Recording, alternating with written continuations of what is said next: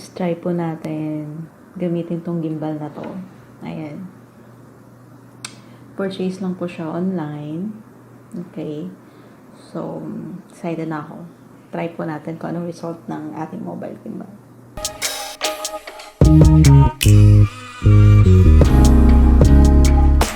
Hello guys, this is Momsybeshy. Ayan, ituturo ko sa inyo guys kung paano ba yung tamang pag-set up at pagkabit ng gimbal. Ayan, kung makikita nyo, ito siya. Ayan, syempre, unang-una guys, dapat mayroon kayong gimbal at saka mobile phone. Ito guys, kahit anong mobile phone naman, pwede siya. At ituturo ko lang sa inyo yung basic na paggamit ng gimbal. Ito, ganito lang guys ang ano niya. Syempre, ang una nyo guys, i-clip nyo muna ito dito guys. Ayan. Pag na-clip nyo na siya guys, tsaka nyo siya papatayuin na ganyan. Kung mapapansin nyo guys, hindi siya balance. Kung mapapansin nyo siya guys, hindi siya balance. Ayan, kailangan nyo i-adjust at hanapin yung balance nya. Mapapansin nyo guys, ayan, hindi siya balance at kinakailangan nyo siyang i-balance. Ayan, parang relasyon lang yan guys, dapat naka-balance. Ayan. Ito guys, ayan. Siyempre kapag hindi nyo makuha guys, tsaga-tsagain nyo lang guys hanggang sa makuha nya guys, kasi medyo mahirap talaga, lalo na kung mabigat yung phone nyo at saka ganyan. Ayan, kung mapapansin nyo, ayan, balance na siya. Ayan, di ba? O kahit hindi na siya umaano, balance siya kahit nakapatay pa yung kanyang gimbal. At higpitan lang natin ng konti. Ayan, pagkahigpit natin guys, oops, natanggal.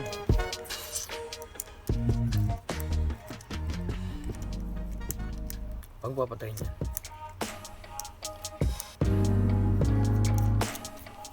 Ayan. Ayan, kung mapapansin nyo guys, ayan, hihigpitan nyo lang sa guys ang ganito guys. Ayan, hihigpitan nyo lang ito. Ayan, tsaka ayan. Kung mapapansin nyo guys, nakabalance siya kahit ganito ko siya, babalik siya sa dati. Ang kagandahan nito kasi guys, kapag binalance nyo kasi siya, hindi siya magbabibrate or hindi siya maglilikot. Kaya kung mapapansin nyo, example, bubuhayin ko siya. Ayan, bubuhayin ko siya guys. Ayan, ngayon automatic na siya. Ayan, pwede nyo na siyang gamitin. Ayan, yung gimbal, pwede nyo na po siyang gamitin. Ayan, kung mapapansin nyo po, kapag ka po kasi hindi ang balance guys, ganito yung nangyayari nyan guys.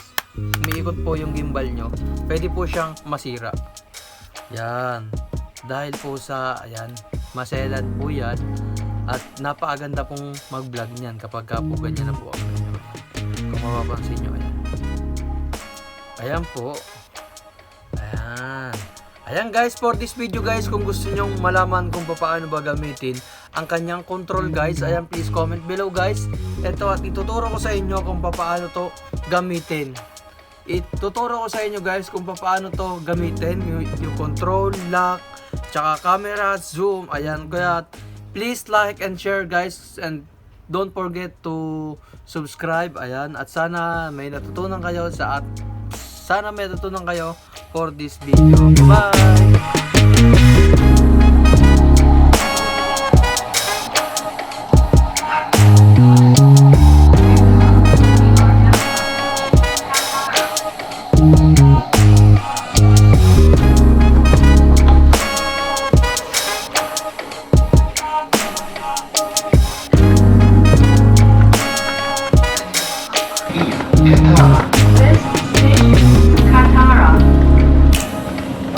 Nandito na po tayo sa Katarang Metro Station.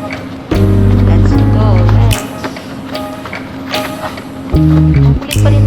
Pagpaprikit na kagimbal.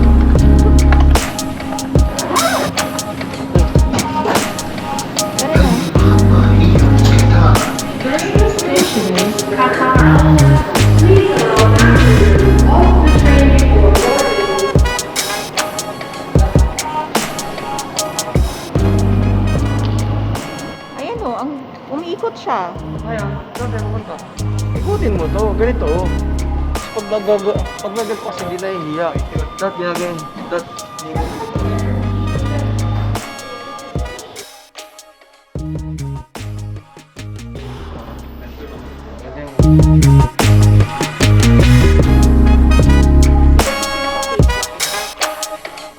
I-face mo. I-bluetooth mo. Di ba na-try natin?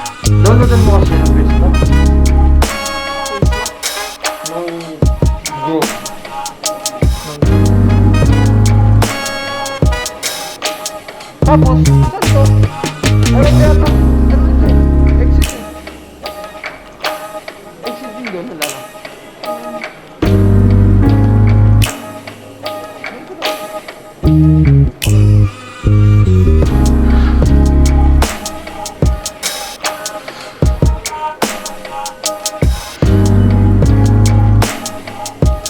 Labas po tayo guys ng oras.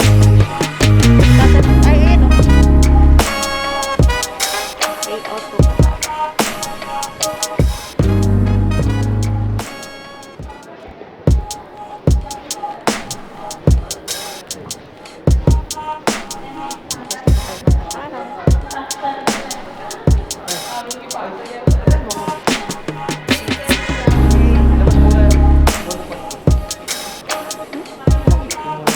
Para sa ghost?